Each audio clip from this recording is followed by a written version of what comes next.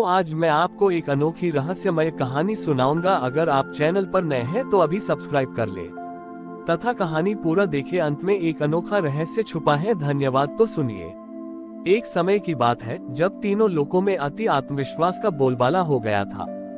देव, मनुष्य और यहाँ तक कि कुछ असुर भी अपने अपने ज्ञान और शक्तियों पर इतना गर्व करने लगे थे कि उन्होंने सीखने और प्रश्न करने की प्रक्रिया बंद कर दी थी। देवताओं को लगता था कि वे सब कुछ जानते हैं। मनुष्यों को लगता था कि उनकी वर्तमान पद्धतियां ही सर्वश्रेष्ठ हैं। इस ज्ञान के ठहराव के कारण सृष्टि की प्रगति धीमी पड़ गई थी। भगवान विष्णु ने ये देखा और चिंतित हुए। उन्होंने क्षीरसागर में योग निद्रा से उठकर माता लक्ष्मी से कहा, देवी, ज्ञान जब निष्कर्ष बन जाता है और संशय समाप्त हो जाता है तो वह विष के समान है। संशय ही जिज्ञासा को जन्म देता है और जिज्ञासा ही नए ज्ञान का द्वार खोलती है। विष्णु जी ने निश्चय किया कि वे सृष्टि में एक ऐसा दिव्य गुण स्थापित करेंगे जो इस अति आत्मविश्वास को तोड़ेगा और जिज्ञासा को फिर से जगाएगा। उन्होंने अपने गदा कौमुदी को धारण किया, पर उसे बल प्रयोग के लिए नहीं बल्कि विचार के लिए इस्तेमाल किया। उन्होंने गदा की शक्ति से मूल प्रश्न की ऊर्जा को एकत्र किया। इस ऊर्जा से उन्होंने एक सूक्ष्म, अदृश्य और अस्थिर तत्व का निर्माण किया जिसे उन्होंने पवित्र संशय नाम दिया।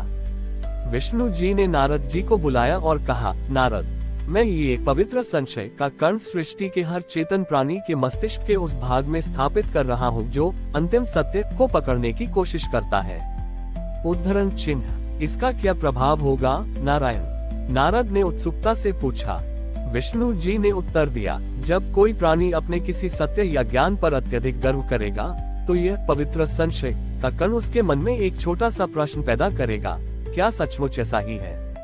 ये प्रश्न उन्हें मजबूर करेगा कि वे अपने ज्ञान को फिर से जांचें और एक नया दृष्टिकोण खोजें। नारद जी ने कहा, परंतु प्रभु, संशय तो अक्सर विनाश और भ्रम पैदा करता है। विष्णु जी मुस्कुराए, नहीं नारद, अपवित्र संशय भ्रम पैदा करता है जो दूसरों पर संदेह करता है। मेरा ये पवित्र संशय स्वयं पर संदेह करता है। ये संशय जीव को विनम्र बनाता है और उसे यह स्वीकार करने पर विवश करता है कि मैं नहीं जानता, और ये मैं नहीं जानता ही ज्ञान की वास्तविक शुरुआत है। उन्होंने तुरंत यह पवित्र संशय का कण तीनों लोकों में स्थापित कर दिया। इसका प्रभाव तुरंत दिखाई दिया। एक महान ऋषि जो वर्षों से तपस्या कर रहे थे और सोचते थे कि उन्होंने मोक्ष प्राप्त कर लिया है, उनके मन में अचानक विचार आया, क्या मेरा मोक्ष केवल मेरी कल्पना तो नहीं? क्या इसके आगे कोई और अवस्था है? और इस संशय ने उन्हें एक नए गहन ध्यान की ओर प्रेरित किया। एक राजा जो अपनी शक्ति पर गर्व करता था, उसके मन में आया, क्या मेरा शासन वास्तव में मेरी प्रजा के लिए सर्वश्रेष्ठ है? क्या मैं और बेहतर कर सकता हूँ? और इस प्रश्न ने उसे एक सच्चा लोक कल्याणकारी राजा बनने के लिए प्रेरित किया। सबसे बड़ा प्रभाव असुरों पर पड़ा। असुरों का सरदार जो सोचता था कि वह देवताओं को पराजित करने का अंतिम उपाय खोज चुका है, उसके मन में एक संशय उठा, क्या यह उपाय वास्तव में अंतिम है या इसमें कोई दोष है? इस संशय के कारण उसने हमला टाल दिया और इस प्रकार एक अनावश्यक युद्ध रुक गया। विष्णु जी ने संतोष से शंखनाद किया और कहा, ये पवित्र संशय ही मेरा सबसे बड़ा वरदान है। ये किसी को भ्रमित नहीं करेगा बल्कि हर जीव को अपने ज्ञान के प्रति विनम्र बनाएगा। ये याद दिलाएगा कि सत्य अनंत है और ज्ञान की यात्रा कभी समाप्त नहीं होती। और तब से जब भी कोई व्यक्ति अपने ज्ञान की सीमा को पार करके एक नया विचार खोजता है तो माना जाता है कि उस व्यक्ति के हृदय में भगवान विष्णु द्वारा दिया गया पवित्र संशय का बीज जागृत हो गया है। भगवान विष्णु द्वारा स्थापित पवित्र संशय का कण सृष्टि में ज्ञान की नई लहरें पैदा कर रहा था। देव और मनुष्य दोनों ही अपने पुराने सत्यों को चुनौती दे रहे थे। इसी समय एक लोक में एक महान और प्रसिद्ध देवशिल्पी रहते थे जिनका नाम अद्भुत रूप था। अद्भुत रूप अपने काम में इतने निपुण थे कि उन्होंने अपने जीवन में कभी कोई त्रुटि नहीं की थी। उनके द्वारा बनाई गई हर कलाकृति, चाहे वह मंदिर हो, रथ हो या कोई आभूषण, पूर्णता का प्रतीक थी। इसी कारण उनके मन में अपने कौशल के प्रति अति आत्मविश्वास चरम पर था। अद्भुत रूप को लगता था कि अब इस ब्रह्मांड में कोई ऐसी रचना नहीं बची जिसे वे बना न सके। एक दिन देवताओं के राजा इंद्र ने उन्हें एक अत्यंत जटिल और असंभव कार्य सौंपा, काल रथ का निर्माण करना। यह ऐसा रथ होना था जो न केवल समय में यात्रा करे, बल्कि उसकी गति को क्षण भर के लिए थाम भी सके।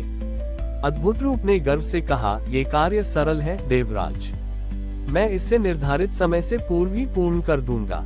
वह अपने कार्य में लग गए। उन्होंने अपनी पिछली सभी रचनाओं के ज्ञान का उपयोग किया और अपनी पूरी शक्ति लगा दी। जब उन्होंने काल रथ को अंतिम रूप दिया तो वह अद्भुत, चमकीला और भव्य था। वह आश्वस्त थे कि यह उनकी सर्वश्रेष्ठ कृति है। जब उन्होंने रथ को इंद्र के सामने प्रस्तुत किया तो विष्णु जी द्वारा स्थापित पवित्र संशय का कण अद्भुत रूप के मस्तिष्क में सक्रिय हो उठा। उनके मन में पहली बार एक प्रश्न उठा, क्या ये रथ वास्तव में काल को थाम सकता है? क्या मैंने इसकी डिजाइन में कोई ऐसा सूक्ष्म दोष तो नहीं छोड़ दिया जो मेरी पिछली रचनाओं में नहीं था, क्योंकि यह कार्य सबसे कठिन था। यह संशय इतना तीव्र था कि अद्भुत रूप का अति आत्मविश्वास डगमगा गया। वह अब तक केवल अपनी सफलता देखते थे, पर संशय ने उन्हें संभावित विफलता देखने पर मजबूर कर दिया। इंद्र ने रथ की प्रशंसा की और कहा, शिल्पी, इस महान कार्य के लिए आपको क्या वरदान चाहिए? अद्भुत रूप ने विनम्रता से सिर झुकाया। उनकी पुरानी विनम्रता लौट आई थी। उन्होंने कहा, देवराज, मुझे कोई वरदान नहीं चाहिए। मैं बस चाहता हूँ कि आप मुझे इस रथ की पहली यात्रा की अनुमति दें। मैं इसे स्वयं चलाकर देखना चाहता हूँ कि यह काल को थाम सकता है या नहीं। मुझे मेरे ज्ञान पर एक पवित्र संशय उत्पन्न हुआ है। इंद्र और अन्य देवगण अचंभित हुए कि इतना महान शिल्पी अपनी ही कृति पर संदेह कर रहा है। अद्भुत रूप रथ पर सवार हुए और उन्होंने उससे काल में तीव्र गति से दौड़ाया। जब उन्होंने काल को थामने का प्रयास किया तो रथ ने भीषण प्रतिक्रिया दी। वह हिंसक रूप से हिलने लगा। अद्भुत रूप ने तुरंत रथ रोक दिया। उन्होंने पाया कि अति आत्मविश्वास में उन्होंने एक अत्यंत सूक्ष्म पर आवश्यक समय स्थिरीकरण की कील लगाना भूल गए थे। यदि वह रथ को काल में पूरी तरह से थामने की कोशिश करते तो वह टूट जाता और सृष्टि के समय चक्र में भारी विपद आ जाती। अद्भुत रूप ने तुरंत उस कील को ठीक किया और फिर से रथ को चलाया।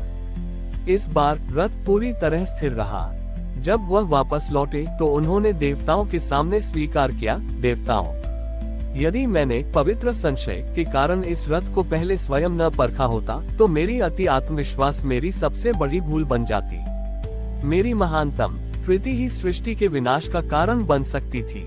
देवताओं ने अद्भुत रूप की विनम्रता और संशय की शक्ति को देखकर उनकी प्रशंसा की। बैकुंठ में भगवान विष्णु ने ये सब देखा।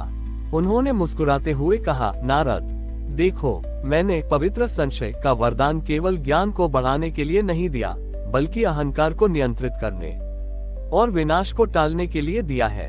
सबसे बड़ा ज्ञानी वही है जो कहता है, मैं जानता हूँ, पर शायद मैं और बेहतर जान सकता हूँ। हमारी और भी आध्यात्मिक एवं अनोखी कहानियाँ देखने के लिए हमारे चैनल पर जाएं तथा धार्मिक एवं पौराणिक अनोखी कहानियाँ हमारे चैनल पर है। कृपया जाके देखें तथा हमारे चैनल को सब्सक्राइब करके रखें और वीडियो लाइक जरूर करें। धन्यवाद।